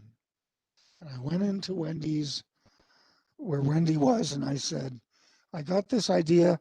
It comes up every 5 years, but don't worry about it because I squashed it and I don't have to worry about it for another 5 years. Wendy said, what was the idea? And I said that I should finish what I started and get a doctorate degree somewhere on astronomy and English literature. Wendy looked at me and said, before you go squashing, let's discuss this. I was able to write to someone at the Hebrew University in Jerusalem. I wanted to do it there for a number of reasons, one of which is that we love Israel as a country. It means an awful lot to our family. But another reason is that it followed the European method, that I could do a thesis-only Ph.D. And all you do is write a thesis. You don't have comprehensives. You don't have to take courses. And to me, it seemed a lot more direct. I met a fellow named Dr. Lawrence Besserman who agreed to be my supervisor, but he asked me two questions. And the first one was, why do you want to do a doctorate? You've already discovered all these comets. You've written a lot of books. You have an established career. And my answer to him was that I have always wanted to finish what I've started. I felt I did reasonably well in high school, did terribly at McGill University. In fact, I flunked out of there. Did okay at Acadia, did okay at Queens, but I've always wanted to finish what I've started. And in academics, finishing means getting a PhD. And I still had this really profound interest in Shakespeare. And he said, and the second question is, why here? And I explained that that Israel means an awful lot to us from a religious point of view, but also from a cultural point of view. And it's a place where I've always felt comfortable. They accepted all that, and I was able to begin the next year my studies at the Hebrew University. I did them almost entirely online. In fact, the office here, the place in the east wing of our home, where I am giving this presentation from, actually has to do, at one time was called the Arizona branch of the Hebrew University of Jerusalem. Doing a thesis in which I try to connect the writings of William Shakespeare to the night sky was really quite a challenge. There's some obvious questions, like from King Lear, the famous line about these late eclipses in the sun and moon. He spends 2 pages talking about eclipses. And there are many other things as well. And it turned out that it was suggested that I do other writings as well. I do not just do Shakespeare, but I do some of his collaborators and some of his colleagues. For example, John Fletcher. In 1605, he wrote, "The Woman Hater. Is it so much, and yet the morn not up? See yonder, where the shamefaced maiden comes into our sight, how gently doth she slide, hiding her chaste cheeks like a modest bride with a red veil of blushes." It's interesting, is it so much, and yet the morn not up? And he's talking about the shamefaced maiden comes into our sight. He's talking about the constellation of Virgo, which in December of 1605 and December of any year is just rising in the eastern sky, the southeast. And then Virgo comes up, the fainter stars, and then Alpha Virginis, the brightest of the stars, comes up. But in 1605, there were a pair of bright eyes that came up at that time, Spica and Mars. Mars was just coming up at the time, right? Very close to Spica. That's not where Mars is right now, by the way. It's very prominent in the sky. I hope to go out and look at it, maybe even take a picture or two tonight later on. But I was able to complete the thesis. It was really a very challenging thing. I remember when one of the members of the committee, one of the members of the committee said, you know, just because you've discovered comets doesn't get you a PhD. You still have to follow the many rules of the Hebrew University, and we're going to invent a few extras just for fun. I didn't mind. I wanted to play the game. I wanted to do as good a job as I could. And I wrote a chapter on the supernovae. The supernova was very personal because it is my belief that at age 8, a very young William Shakespeare was taken out into his backyard by his father and shown this extremely bright star in the north. And as most of us heard in the lecture just preceding mine, that was the supernova of 1572. Shakespeare was very lucky to live during a time when not one but two galactic supernovae were visible. There was one in Ophiuchus in 1604, and also a lot of comets. But anyway, the idea of finishing, of getting to be an astronomer through English literature was something that very, very few people had done. I know of some professional astronomers who've gone off and to do poetry and literature and astronomy as a sideline, but as far as I know, I'm the only one that did it as a career. And recently, one of my more recent books called A Starlight Night had to do with, definitely had to do with not just a summary of my PhD thesis on Shakespeare, but my master's thesis on Gerard Manley Hopkins. And that was a pretty special experience. It brings us back to those Lyrid Meteors. 1976. I'm outside. I am looking at the sky. I am looking with some friends at my home astronomy club, which is the Montreal Center or branch of the Royal Astronomical Society of Canada. And I'm looking up at the night sky, seeing a few meteors, and wondering if any astronomers of past ages would have enjoyed looking at the night sky and seeing the same Lyrid meteors. And then I wondered if any writers had seen them. And indeed there were. The next day, I was talking with Norman Mackenzie at Queen's University, and he said, you might be interested in Gerard Manley Hopkins, because Hopkins was extraordinarily interested in astronomy. But I think as those of us tonight who have actually read Gerard Manley Hopkins, I'll bet most of you remember him being as one of the hardest poets to read in the entire canon of English literature. He was very hard to read. He had sprung rhythm and all kinds of weird rhyming schemes that made it very difficult for anyone to understand his writings. And Hopkins was very interesting. He wrote this way, and a lot of his more mature poems and later poems were virtually impossible to read. But when he was a young student at Oxford University, Balliol College, he actually observed a comet.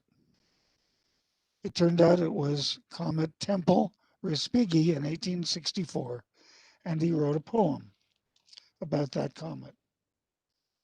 And I'm going to read to you that poem right now from memory, because I did my master's thesis on Gerard Manley Hopkins and his love of comets. I am like a slip of comet, scarce worth discovery, in some corner seen bridging the slender difference of two stars. But when she sights the sun, she grows and sizes and spins her skirts out, while her central star shakes its cocooning mists. And so she comes to fields of light. Millions of traveling rays pierce her. She hangs upon the flame-cased sun and sucks the light as full as Gideon's fleece. But then her tether calls her. She falls off, and as she dwindles, sheds her smock of gold amidst the sistering planets, and then goes out into the cavernous dark. So I go out, my little sweet is done. I have drawn heat from this contagious sun. To not ungentle death, now forth I run. Now, I quoted this poem from memory just now, but there's a way you can actually get it. It actually appears in my book, which I have had sitting here throughout the evening on top of one of my telescopes. The book is called A Night Watchman's Journey. And Wendy, my wife, has begged me to try to sell a few copies tonight, because it turns out that we have kept this book a real secret from everyone.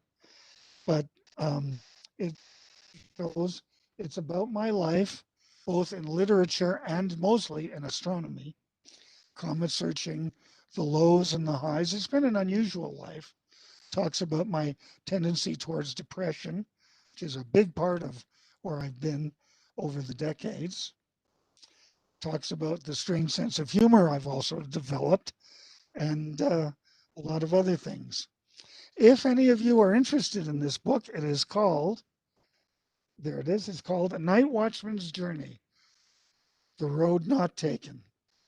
And if any of you are interested in it, Adrian has agreed to collect $40 per copy of the book, and that includes sending, that includes the postage for it. And you can also tell me how you would like it described. And so if you're interested in a copy, please speak to Adrian about that.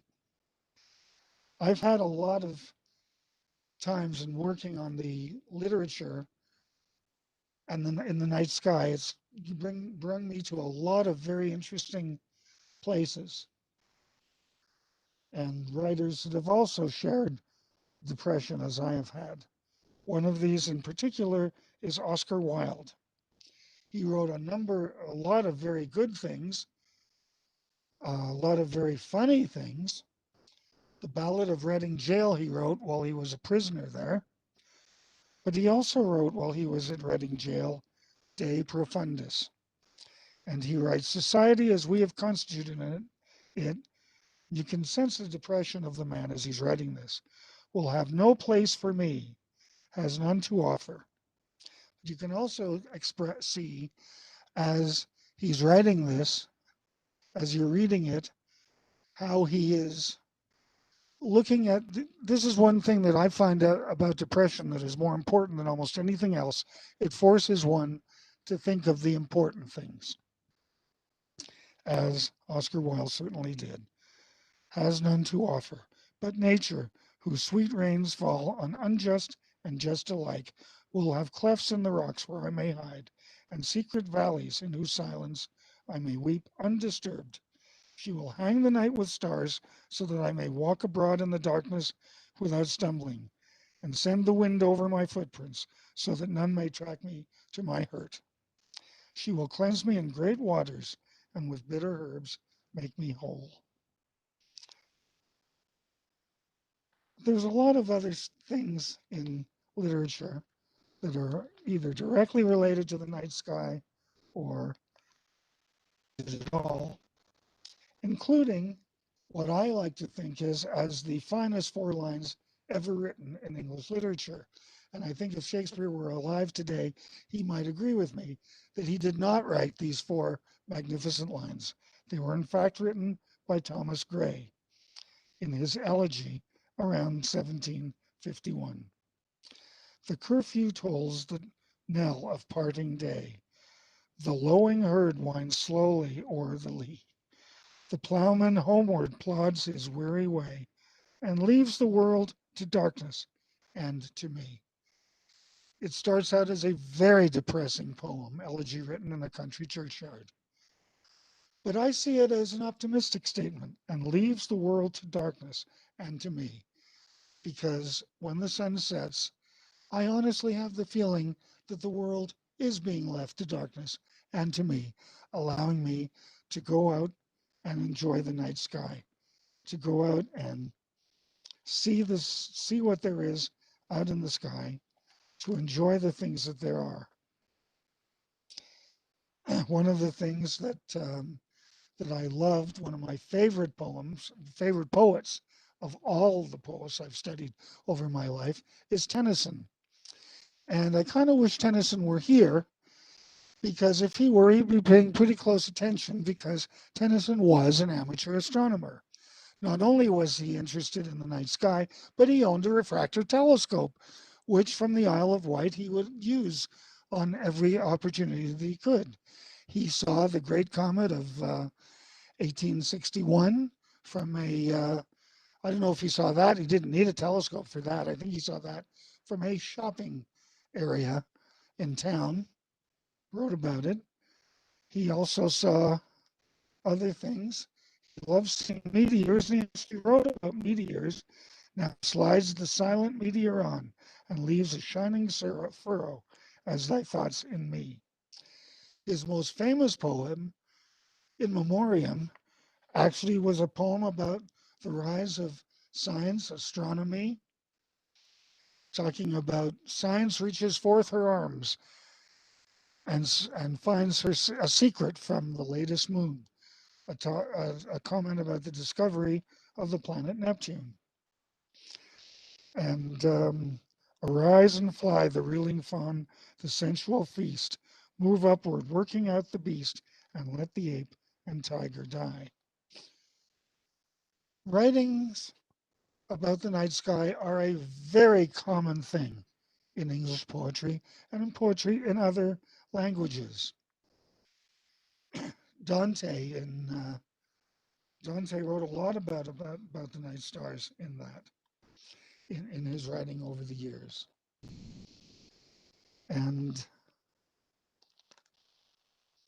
finally, we get to a modern writer, someone, incidentally, one thing I want to say before we get to this modern writer, and that has to do with Tennyson. The reason that I mentioned Tennyson in the talk is that I have a personal connection with Alfred Lord Tennyson. Obviously, I'm not in his generation. Obviously, I never knew the man. But just as obviously, I do know his great-great-grandson, Jonathan Tennyson. He is a professional astronomer. He teaches at University College London. And we actually met and had a wonderful visit. But I end with a poet who I should have known but never did. And that poet was Leonard Cohen. He went to the same synagogue that I did. About 10 years before I did, he went to Roslyn School, which I went to. He went to Westbound High School, which I went to. He went to McGill University, which I went to for a while. He died on the night before the 2016 United States election. And he is buried in the Shar Shemayim Cemetery in Montreal, about 100 meters away from where my mom is living, is buried right now. And it's kind of an interesting thing, as I imagine my mom out there in heaven and the group that she's talking with. And I like to imagine that she is with one of the people listening to her is Leonard Cohen. And I'm going to do one little poem that I've actually rewritten a little bit. It is one of Cohen's most famous songs, but I rewrote one of the stanzas to go like this. It's time to go outdoors tonight. The sky is dark. Some stars are bright. The Milky Way shines overhead. Now see a comet rises in the east. With end to strife, it brings us peace and calls us to a cosmic hallelujah. Hallelujah. Hallelujah. Hallelujah. Hallelujah.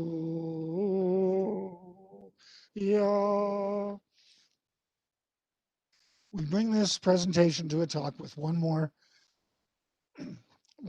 little piece of poetry. It's by Ralph Hodgson. And it goes like this. I stood and stared. The sky was lit. The sky was stars all over it. I stood, I knew not why. Without a wish, without a will, I stood upon that silent hill and stared into the sky until my eyes were blind with stars. And still I stared into the sky. Thank you all very much.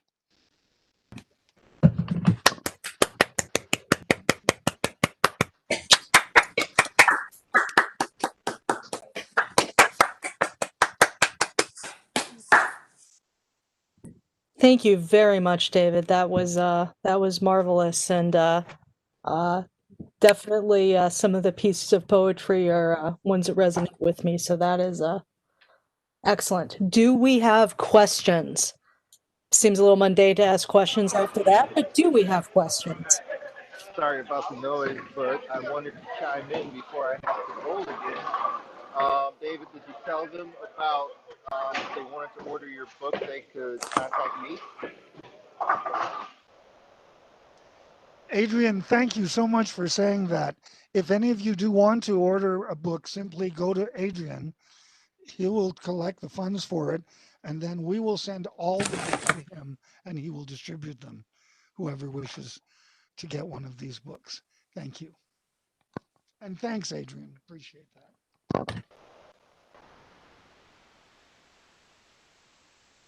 I think we're probably going to be signing up for one, Adrian.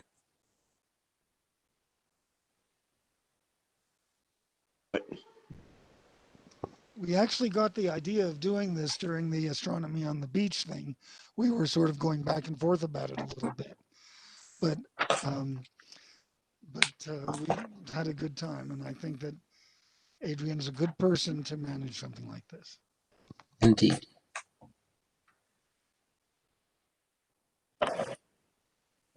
David, with regard to your reference in Shakespeare in the late 1500s and early 1600s with a supernova, is there a book that you had written around that we can purchase?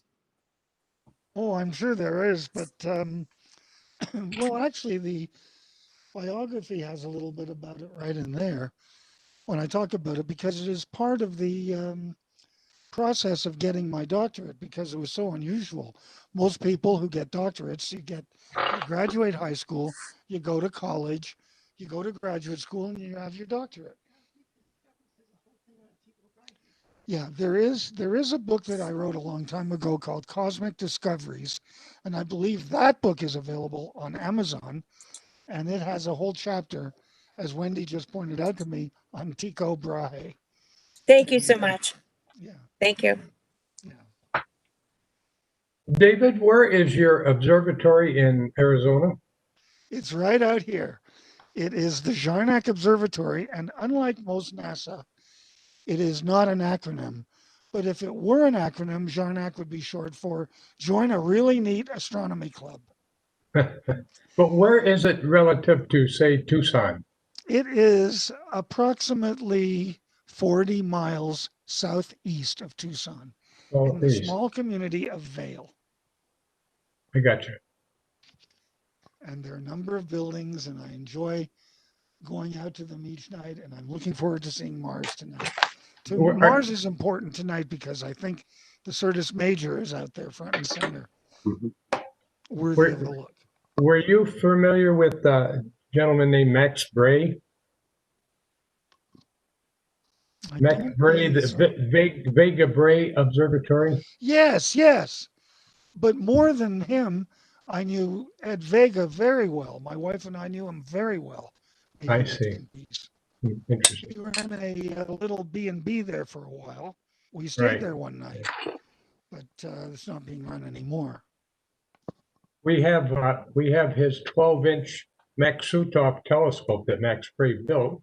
It's here in Lake Angeles, Michigan, that we brought back, probably 5 or 6 years ago. You might be interested. I'm really glad to know that that telescope has lived on and has found a new home. That's very good, and thank you for telling me that. One thing I can add. So, David, yeah. I'm sorry, go ahead. I was just going to say, one thing I was going to add was that shortly after I relocated from Canada to Arizona, I had the honor of meeting Rick and Dolores Hill, and we've been friends over the years.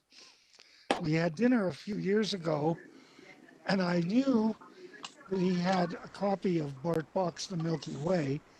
He had a copy of the 2nd, 3rd, 4th, and 5th edition. I ran home and found that I had 2 copies of the 1st edition, and it was really a very special experience to be able to give him at that luncheon one of my copies of the 1st edition of The Milky Way by Bart Bach. Now, you had a question. So I was actually, it's actually more of a literature question. Is it like, did you find that Jacobean plays and poetry, would you say that they made reference to the night sky and to astronomical concepts more than maybe other eras of English poetry? Because, thinking of what I'm familiar with, you can usually find an astronomy reference almost anywhere in the material that I'm familiar with, at least. No, Ben Jonson, one of the great Jacobean writers, talks about the supernova directly, the one in Ophiuchus of 1604 directly in one of his plays. But I have this magic book here that I quote from, and there are things from all over, from Dante, from Anadyuana, who actually might have been alive when Hale Bopp was here thousands of years ago, and other writers all the way up to the modern Leonard Cohen. And I don't know if, Keats wrote about then felt I like some watchers of the skies when a new planet swims into its ken, and everybody says, oh, he's talking about the discovery of Uranus. I don't think so. He wrote this in 1814. I think he was writing about the discovery of the comet of 1811, which was only 3 years earlier. I have a question. I've got a question also. When you go look out for comets, do you have a system that you work with that does that? That you work with? In other words, do you have a night that you go out for a particular time or what I think gets the you to best that? way I can answer that question to you, which is a very good question, is to tell you what my plan is for tonight. I will be going out to do just a little bit of comet searching until the moon comes up. I will be searching in the west to see what's there. And then the moon will come up and I'll be done. And then each night there's a little bit more, and my comet searching gets a little bit more advanced with each passing night. But I try to search in the west where comets would be brightest just after sunset, or in the east before dawn where comets might be rising before the sun. Although I don't think I'm going to ever find another comet visually, because the professionals with their CCDs and their CMOSs and all these things that I do not understand are finding comets left and right. And they do it automatically. They all sleep and get drunk and do whatever they need to do, practice social distancing, I hope. And they let the machines do the discoveries. And then suddenly a machine picks up a comet and says, here's your comet. And that's it. It's a lot different from what it was when I was actively searching. And I'm still actively searching, but it's a lot different now. Good question.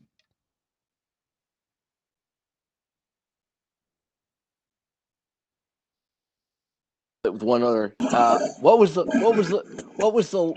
last comet that you found? The most recent visual discovery Yeah. was on Yom Kippur morning of 2006. I was getting ready to have some surgery, but they kept on putting the damn surgery off. So I asked Wendy if I could resume my search for comets, and she said yes. And I went outside that morning, and I started with Saturn, which was just coming up in the east. I looked at Saturn and I thought, oh my goodness, that's gorgeous. Moved the telescope one field over, and there was this comet. It looked like a comet. It wasn't something that I was familiar with. At the time, I had a computer that was able to show exactly where in the sky I was looking at each time, and it did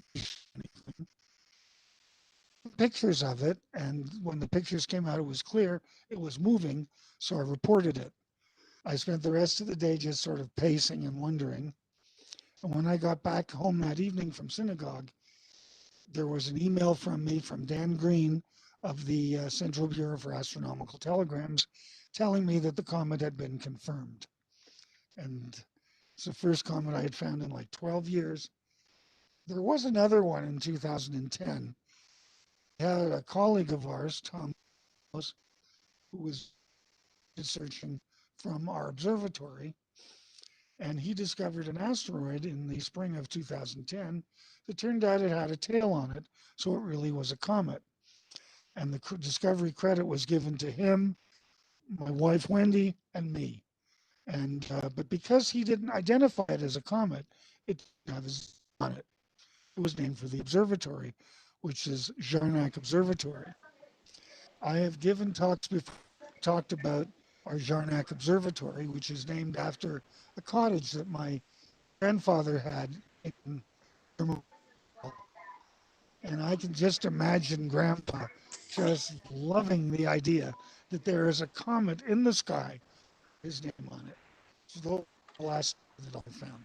I think that one that you found on Yom Kippur should be called the Comet of Atonement. Actually, that's very right. That's very right. I think I'll do that. That sounds great. That is fabulous. Any more questions? Well, let's give another round of applause for our speaker for tonight. Thank you all so much. Thank you. All right.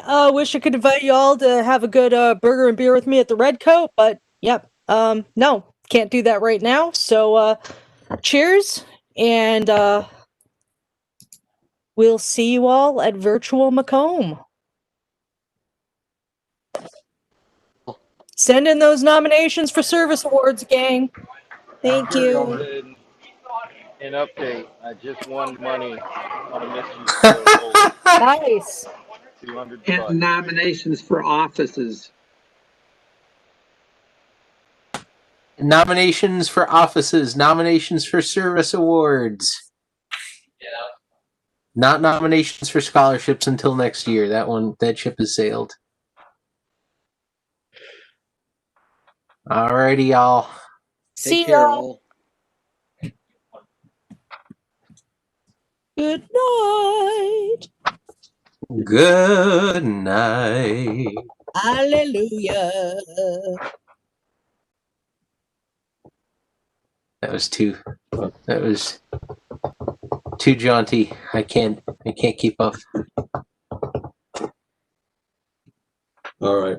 You guys have a good night. See you later. Good night. Farewell. Auf Wiedersehen. Adieu to you and you sure you and can you keep- and you and you. Sure, you can keep up, Jonathan. Good night, pal. I hate to leave and Mrs. Pretty so high. Da, da, da. Good night.